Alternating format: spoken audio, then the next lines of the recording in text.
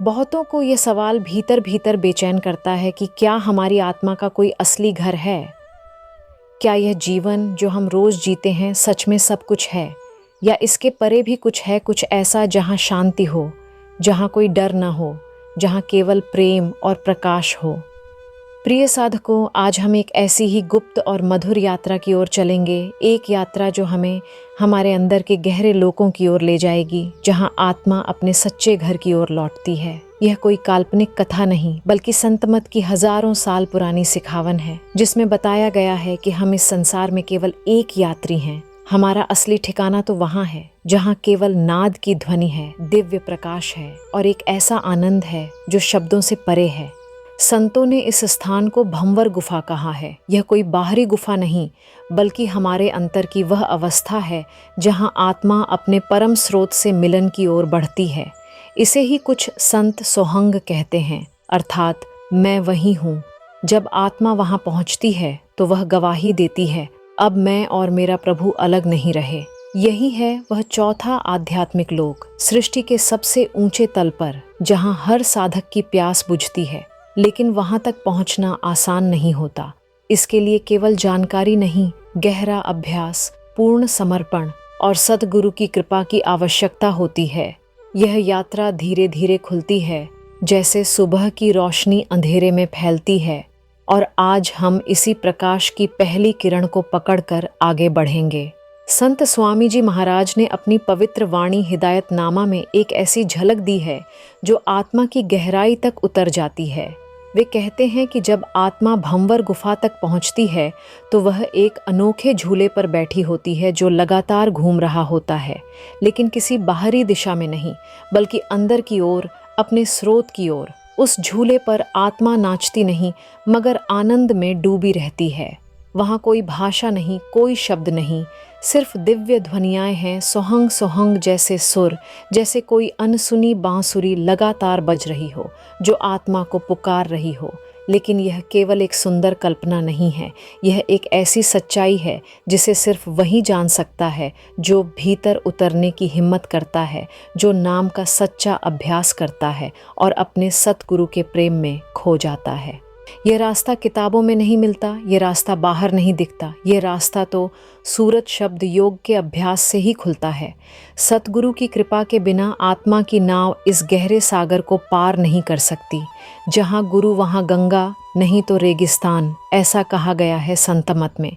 तो आइए अब हम इस दिव्य यात्रा के उन 3 चरणों को धीरे धीरे समझें, जिनसे आत्मा भंवर गुफा तक पहुँचती है। जैसे कोई प्रेमी अपने प्रिय की ओर बढ़ता है, हर कदम पर थोड़ा और करीब, थोड़ा और गहरा। ये जो भंवर गुफा है ना, ये कोई एक जगह नहीं, बल्कि आत्मा की यात्रा का वह आखिरी मोड़ है जहाँ सब कुछ बदल जाता है, जहाँ भीतर की सारी उलझनें जैसे शांत हो जाती हैं और बस एक गहरी मौन मुस्कान भीतर बजने लगती है। संतमत हमें बताता है कि आत्मा जब अपने घर की ओर लौटती है तो वह एक एक करके कई आंतरिक लोकों से गुजरती है। सबसे पहले आता है सहस्रदल कमल, जहाँ प्रकाश की झलक मिलती है।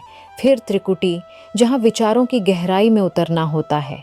इसके बाद 10वां द्वार, जहाँ एक दरवाज़ा खुलता है भीतर के अनदेखे संसार की ओर। और फिर आता है वह रहस्यमयी लोक भंवर गुफा, जहाँ आत्मा सारे बोझों को उतार देती है, शरीर का बोझ, मन का बोझ, समय का बोझ, और तब वह हल्की होकर उस स्थान तक पहुँचती है जहाँ सिर्फ प्रकाश है, सिर्फ नाद है और सिर्फ शांति है। यह वही अवस्था है जहाँ आत्मा को अपने असली स्वरूप का अनुभव होता है, जहाँ वह कह सकती है मैं वह हूँ, यानी परमात्मा से कोई दूरी नहीं रह जाती। जैसे कबीर साहिब कहते हैं, भंवर गुफा में सोहंग नाद, आत्मा मिले परम सुख स्वाद। यहाँ कोई सोच नहीं रहती, कोई डर नहीं रहता, बस एक मीठा एकांत, जहाँ आत्मा और परमात्मा एक ही साज में लयबद्ध हो जाते हैं। लेकिन इतनी ऊंचाई तक पहुंचने के लिए केवल इच्छा काफ़ी नहीं होती। यह रास्ता प्रेम से बना है, अभ्यास से मजबूत होता है और गुरु कृपा से खुलता है। सिमरन, जो हर पल नाम को याद करता है। ध्यान, जो भीतर की ज्योति पर टिका रहता है। और भजन, जो आत्मा को उस अनहद नाद में लीन करता है। इन तीनों को अगर हम पूरे मन से अपनाते हैं तो यह रास्ता धीरे धीरे हमारे लिए भी खुलने लगता है। लेकिन जैसे किसी पौधे को हर दिन पानी देना पड़ता है, वैसे ही इस राह पर भी नियमित साधना, गुरु के वचनों पर श्रद्धा और जीवन में सच्चाई और सादगी ज़रूरी है। यही इस यात्रा की ज़मीन है। जितनी शुद्ध ज़मीन उतना गहरा बीज। जैसे जैसे साधक अंतर की ओर यात्रा करता है, वैसे वैसे रास्ता और भी सूक्ष्म और भी रहस्यमय होता जाता है। भंवर गुफा तक पहुंचने की यह यात्रा कोई बाहर की दूरी नहीं, बल्कि एक भीतर की गहराई है। संत मत में इसे 3 विशेष चरणों में बांटा गया है। 3 ऐसे अनुभव जो आत्मा को अपने असली घर की ओर धीरे धीरे लेकिन बड़े प्रेम से लेकर जाते हैं। ये किसी लंबी सीढ़ी की तरह नहीं, बल्कि एक बहती हुई नदी की तरह है, जिसमें हर मोड़ पर कुछ नया खुलता है, कुछ ऐसा जो शब्दों से नहीं, केवल अनुभव से जाना जा सकता है।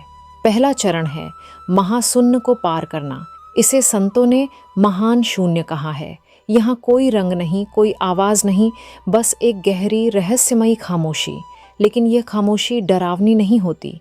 ये ऐसी होती है जैसे किसी ने सारा संसार बंद कर दिया हो और सिर्फ आप और आपकी सांसें बची हों। संत शिवदयाल सिंह जी बताते हैं कि यह जगह इतनी सूक्ष्म है कि वहाँ आत्मा, जो 12 सूर्यों के समान तेज होती है, खुद को भी नहीं देख पाती। वहाँ सिर्फ एक अनुभूति होती है, कुछ खो देने की नहीं, बल्कि सब कुछ छोड़ देने की। यह वही जगह है जहाँ साधक के मन की सारी परतें खुलने लगती हैं। पुराने डर, दबे हुए स्वप्न, मोह और माया के सारे बंधन। यहाँ मन बार बार भागना चाहता है, लेकिन अगर सिमरन में टिक जाए तो एक एक करके सब डर पिघलने लगते हैं। यह महाशून्य में प्रवेश जैसे अपने आप को पूरी तरह से सौंप देना हो, सतगुरु की गोद में गिर जाना हो, जहाँ बस एक ही प्रार्थना बचती है, हे गुरु, अब आप ही पार लगाइए। यहाँ से आत्मा को कुछ बेहद सूक्ष्म सुरंगों से गुजरना पड़ता है, जैसे हंसनी सुरंग और रुक्मिणी सुरंग, जहाँ हर चीज़ स्पर्श से नहीं, अनुभव से समझ में आती है। वहाँ तेजस्वी प्रकाश होते हैं, मगर वे आँखों से नहीं दिखाई देते, और शब्द की ऐसी ध्वनियाँ होती हैं जो बाहर के कानों से नहीं, आत्मा से सुनी जाती हैं। दूसरा चरण है सोहंग नाद में लीन होना। जब आत्मा महाशून्य की उस खामोश रात को पार कर लेती है, तब वह एक नई सुबह में प्रवेश करती है, भंवर गुफा में। वहाँ हवा नहीं चलती, लेकिन कुछ लगातार बहता रहता है, एक नाद, एक दिव्य ध्वनि जो कभी रुकी ही नहीं थी। बस अब आत्मा उसे सुन पा रही है। ये ध्वनियाँ सोहंग सोहंग और अनाहू अनाहू के रूप में आती हैं, जैसे कोई बांसुरी बहुत धीमे, बहुत मीठे सुरों में पुकार रही हो। वहाँ कोई शोर नहीं, लेकिन कोई खालीपन भी नहीं, बस एक गूंज जो भीतर से आती है और भीतर तक जाती है। साधक अब पूरी तरह से भजन में डूब जाता है। ध्यान अब जबरदस्ती का अभ्यास नहीं रहता, बल्कि एक सहज प्रेम बन जाता है। आत्मा खुद को उस शब्द के साथ झूले पर झूलती महसूस करती है, एक ऐसा झूला जो न रुका है न तेज है, बस लगातार बहता जा रहा है। यह वही क्षण होता है जब आत्मा की पहचान, उसका मैं धीरे धीरे गलने लगता है। अब वह कहने लगती है, जो मैं था वह अब नहीं रहा, जो तू था वही अब मैं हूँ। इस अनुभूति को शब्दों में बांधना मुश्किल है, लेकिन इसे हर प्रेमी जानता है जिसने कभी आंखें बंद कर सच्चे अर्थों में गुरु का नाम लिया हो। तीसरा चरण है आध्यात्मिक द्वीपों का दर्शन। जब आत्मा भंवर गुफा के आनंद में लीन हो जाती है, तब एक नई दृष्टि खुलती है। यह दृष्टि भौतिक नहीं होती, लेकिन उससे कहीं अधिक स्पष्ट और सुंदर होती है। आत्मा अब ऐसे स्थानों को देखने लगती है जिन्हें संतों ने हंस द्वीप कहा है। ये कोई बाहर के द्वीप नहीं, बल्कि आत्मा की चेतना के भीतर ही है। जैसे हर विचार, हर भावना, हर स्मृति अब फूल बन गई हो और वो सब मिलकर एक स्वर्ग बना रहे हों। संत कबीर ने कहा है, सुनो भाई साधो सहज समाधि भली, जहाँ देखे अनहद द्वीप सुगंध बसे सुरभि। यहाँ आत्मा शब्द की मिठास में नहाई रहती है, और जैसे भीतर से चंदन की खुशबू आती रहती है, ये वह शांति है जो बाहर की किसी जगह से नहीं आती। यह आनंद है जो साधक की सूरत और निरत को तृप्त कर देता है। उसकी देखने और सुनने की शक्ति अब केवल बाहर की ओर नहीं, बल्कि पूरी तरह भीतर की ओर जागृत हो जाती है। और फिर इसी चरण में साधक अपने सतगुरु के दिव्य रूप के दर्शन करता है। कोई आवाज़ नहीं होती, लेकिन एक मौन होता है जो सब कुछ कह देता है। गुरु का स्वरूप वहाँ केवल रोशनी नहीं, एक दिशा बन जाता है जो आत्मा को अगले लोक सचखंड की ओर ले जाने लगता है। यह अंतिम चरण आत्मा की पूर्ण जागृति का प्रतीक है। अब वह जान जाती है कि वह कौन है, कहाँ से आई है और किसके लिए बनी है। अब भीतर कोई प्रश्न नहीं रह जाता, केवल उत्तर रह जाता है। अब आत्मा कोई और नहीं, सिर्फ प्रेम बन जाती है जो बिना शब्दों के भी सब कुछ कह देता है। ये जो 3 चरणों की दिव्य यात्रा है, महाशून्य की गहरी शांति, सोहंगनाद की मधुर लय और आत्मा के भीतर खुलते हुए हंसद्वीप, इन सब की असली चाबी केवल एक ही के पास होती है, वह है सतगुरु। क्योंकि यह राह किसी नक्शे से नहीं चलती, यह आंखों से नहीं देखी जाती, यह तो हृदय से महसूस की जाती है। और जब हृदय भ्रम में हो, जब मन बार बार थकने लगे, तब केवल सतगुरु ही हैं जो आत्मा का हाथ थाम कर धीरे धीरे आगे बढ़ाते हैं। जैसे एक माँ अपने छोटे बच्चे को अंधेरे में थामे रहती है, वैसे ही सतगुरु इस यात्रा में आत्मा के साथ होते हैं, कभी आवाज बनकर, कभी मौन बनकर। संत कृपाल सिंह जी बहुत कोमलता से कहते हैं, जब आत्मा उच्चतर लोकों में प्रवेश करती है तब वह प्रकाश और नाद का अनुभव तो करती है, लेकिन सतगुरु की कृपा के बिना यह यात्रा अधूरी रह जाती है। यह वाक्य केवल ज्ञान नहीं है, यह एक अनुभव है जो हर साधक को धीरे धीरे भीतर से महसूस होता है। लेकिन केवल कृपा मांगने से ही रास्ता नहीं खुलता, उसके लिए तैयारी भी करनी होती है। और यह तैयारी कोई कठिन तप नहीं है, बल्कि सच्चे दिल से सिमरन करना, यानी हर दिन कुछ समय नाम को याद करना, ध्यान करना यानी उस भीतर के प्रकाश पर टिकना, और भजन यानी उस अनहद शब्द में खो जाना। ये तीनों साधना के ऐसे पंख हैं जिनसे आत्मा उड़ना सीखती है। साथ ही जीवन को भी हल्का और सरल बनाना पड़ता है। शुद्ध भोजन, सात्विक विचार और ऐसा व्यवहार जो किसी को दुख न दे। जब हम बाहर को साफ करते हैं तभी भीतर भी साफ दिखाई देने लगता है। सत्संग का अर्थ केवल किसी सभा में बैठना नहीं, बल्कि सतगुरु के वचनों को अपने जीवन में धीरे धीरे अपनाना है। जब कोई बात भीतर उतरती है तब साधना केवल अभ्यास नहीं रह जाती, वह एक प्रेम भरी मुलाकात बन जाती है। और सच पूछिए तो यह यात्रा चाहे जितनी भी गहरी क्यों न लगे, सद्गुरु की कृपा उसे फूलों की तरह हल्का बना देती है। चाहे महाशून्य की रात हो या भंवर गुफा की सुबह, हर मोड़ पर, हर कदम पर वही अदृश्य हाथ आत्मा को थामे रहता है। हमें बस इतना करना है कि अपना मन और समय थोड़ी देर के लिए उस हाथ में सौंप दें, बाकी रास्ता अपने आप खुलने लगेगा। और अब इस अंतर्नाद से भरी हुई आत्मिक यात्रा की यह कथा हमें एक शांत किनारे पर ले आई है, वहाँ जहाँ कोई शोर नहीं, कोई जल्दी नहीं, बस एक कोमल सी याद कि हम इस संसार में केवल रुकने आए हैं, रहने नहीं। भंवर गुफा की यात्रा कोई अलग संसार नहीं, बल्कि हमारे भीतर की वह खोई हुई दिशा है जहाँ आत्मा बार बार लौटना चाहती है। महाशून्य का गहरा मौन, सुहंगनाद की मधुर पुकार और दिव्य द्वीपों की सुवासित अनुभूति, ये सब हमें उस एक ही सत्य की ओर बुलाते हैं, तुम कौन हो और कहाँ से आए हो। अब समय है एक छोटा सा संकल्प लेने का, not as pressure but as a gentle invitation from with in.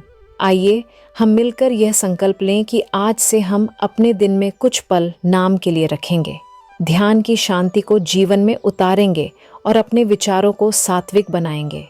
हम उस परम नाद की ओर चलेंगे जो हमें भीतर से बुला रहा है। जैसे संत कबीर साहिब ने कहा है, मन तू चल रे सतगुरु के पास, बिन दर्शन ना ही तृप्ति, उपजय ना ही मिटे उदास। हर आत्मा उस मिलन की प्यासी है और वह मिलन पास है, बस आंखें बंद कर उसे देखना है, हृदय खोलकर उसे सुनना है। सतगुरु की कृपा हर समय बरस रही है, हमें बस अपने पात्र को उलटकर उसे स्वीकार करना है।